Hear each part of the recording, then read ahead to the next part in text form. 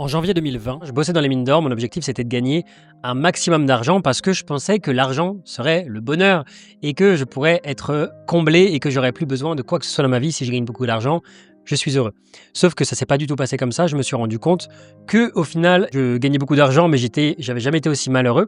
Et je me suis rendu compte que l'argent ne fait pas le bonheur et qu'il fallait que je trouve quelque chose qui ait du sens pour moi.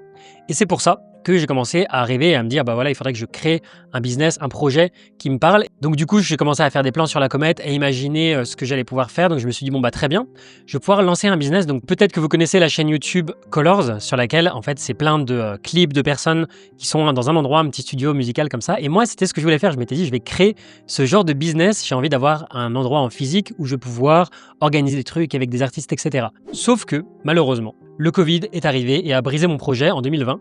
Et du coup, je pouvais pas lancer ce studio d'enregistrement, je voulais faire venir des artistes, etc. Ça pouvait pas fonctionner. Et donc, je commence à me creuser la tête, à réfléchir. Et heureusement, j'ai pas abandonné. J'ai commencé à me dire, en fait, c'est peut-être une opportunité.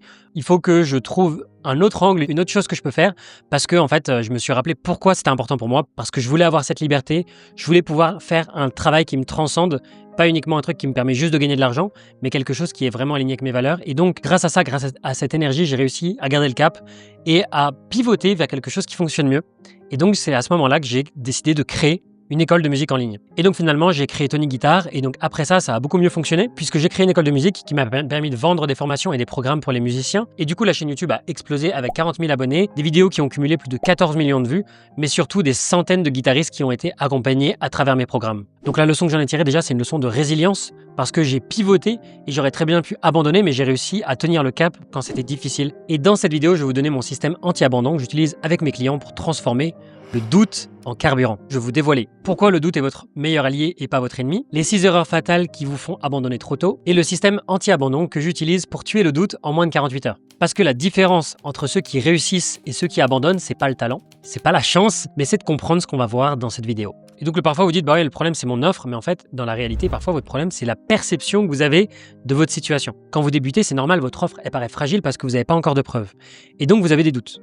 Et donc c'est pour ça que j'ai créé cette matrice du doute avec le côté émotionnel versus le côté rationnel. Donc quand un entrepreneur est débutant, il a rien testé, sa confiance émotionnelle elle est à 0 et ses preuves rationnelles, en fait, elles sont à 0, mais c'est normal parce qu'il n'a pas de preuves. Et donc la seule manière de pouvoir avoir confiance en soi et de pouvoir être à 10 sur 10, c'est de pouvoir valider son marché, d'avoir des preuves. Et donc, progressivement, on va devenir confiant parce qu'on a accumulé des preuves. Et c'est pas le contraire, c'est pas que vous allez accumuler des preuves quand vous serez confiant, mais c'est plutôt vous allez devenir confiant quand vous aurez accumulé des preuves. Parce qu'aujourd'hui, tout le monde peut faire des promesses, mais ce qui vend vraiment, c'est les preuves. Et si je vous disais en fait que le doute, ça pourrait être votre super pouvoir. Donc tous les entrepreneurs qui réussissent, ils sont passés par des phases de panique. Moi aussi, j'ai eu peur et j'ai eu plein de moments où c'était comme ça. Mais la différence, c'est qu'ils ont compris que le doute, c'est un indicateur que vous sortez de votre zone de confort, que vous êtes en train de tester le marché et que vous êtes sur la bonne voie. Et si vous n'avez pas de doute, soit vous êtes un psychopathe et vous ressentez aucune émotion, soit c'est que vous n'êtes pas encore vraiment lancé, mais c'est totalement normal d'avoir des doutes. Et le but, c'est pas d'avoir confiance dès le début, mais le but, c'est de collecter suffisamment de preuves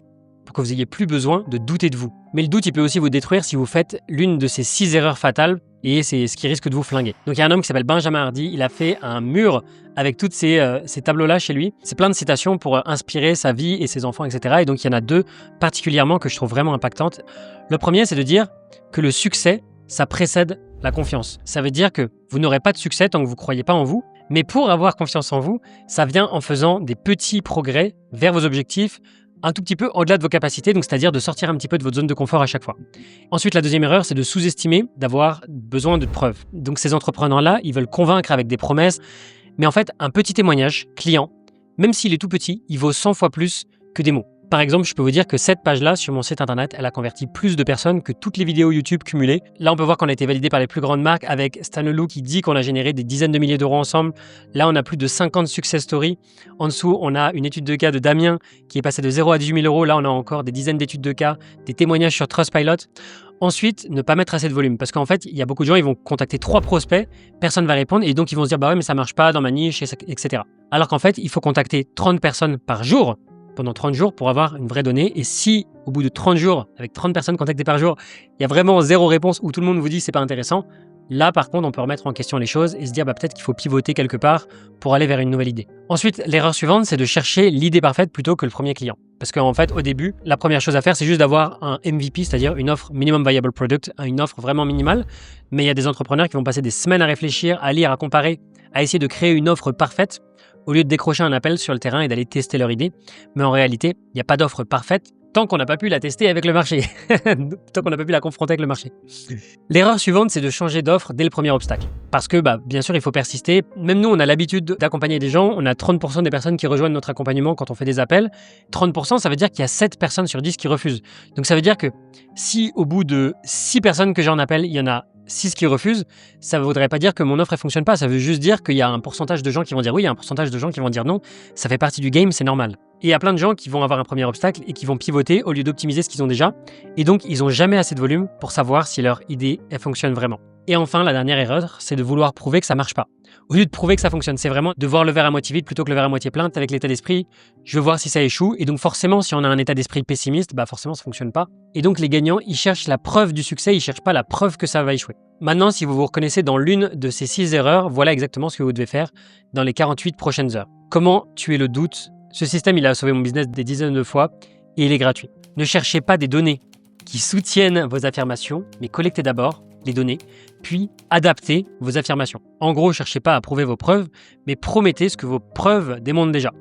Et si vos preuves elles sont pas assez convaincantes, c'est pas grave, vous trichez pas, vous mentez pas, vous gonflez pas les chiffres, vous changez la réalité. Donc les 5 étapes pour pouvoir obtenir des preuves et valider votre offre rapidement, ça va être numéro 1, de choisir votre problème.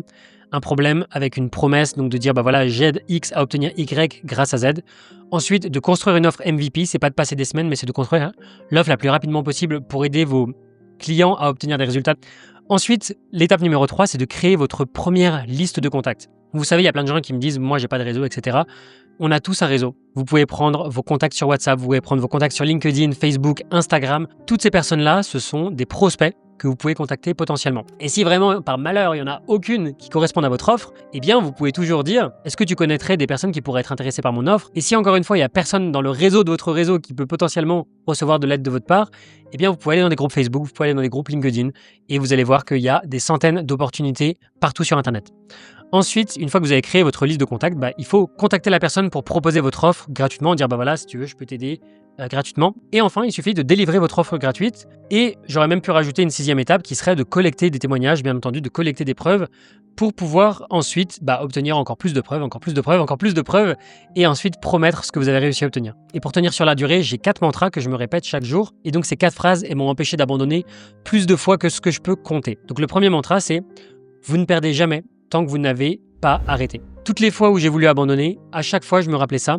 Si vous continuez encore et encore et encore, chaque non, ça va vous rapprocher d'un oui. Le deuxième mantra, c'est que votre offre, elle doit jamais être parfaite, elle doit juste être testée. Parce que l'action imparfaite, ça bat la perfection à chaque fois. Le troisième mantra, c'est que les doutes tuent plus d'entreprises que le marché. Parce que vous n'avez pas besoin d'y croire, vous avez juste besoin de le prouver, vous avez juste besoin de passer à l'action. Donc quand vous regardez cette vidéo, il y a 2 types d'entrepreneurs et donc vous allez tomber dans l'une de ces 2 catégories.